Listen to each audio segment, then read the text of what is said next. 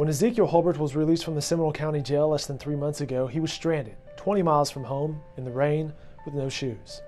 Seminole County Sheriff Shannon Smith drove him home that day.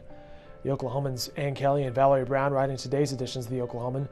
Shannon Smith shook his head Monday, saying he had no way of knowing he was doing a good deed for a man who would later be accused of gunning down 2 of his deputies. That's the front page story in today's editions, the Tuesday edition of the Oklahoman, and online at NEWSOK. Ezekiel Holbert, a 26-year-old, was charged Monday with 2 counts of first-degree murder in the deaths of deputies Robbie Chase Whitebird and Marvin Williams.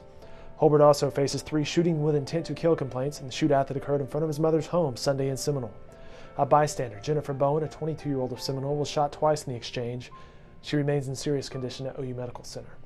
Seminole County DA Chris Ross is seeking the death penalty.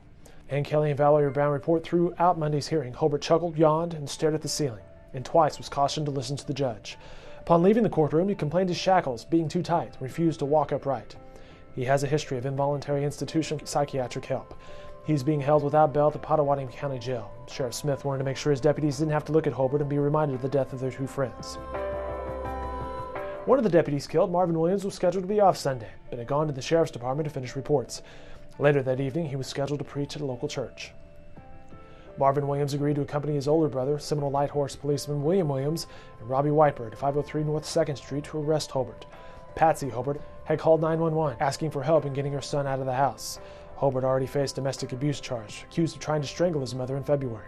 When the deputies went to the house, Holbert opened fire, hitting both deputies. Whitebird fell inside the home. Williams was shot outside the residence. Instead of hearing Marvin Williams' sermons Sunday, the congregation held a short prayer vigil. He is survived by 4 children and his wife, his high school sweetheart.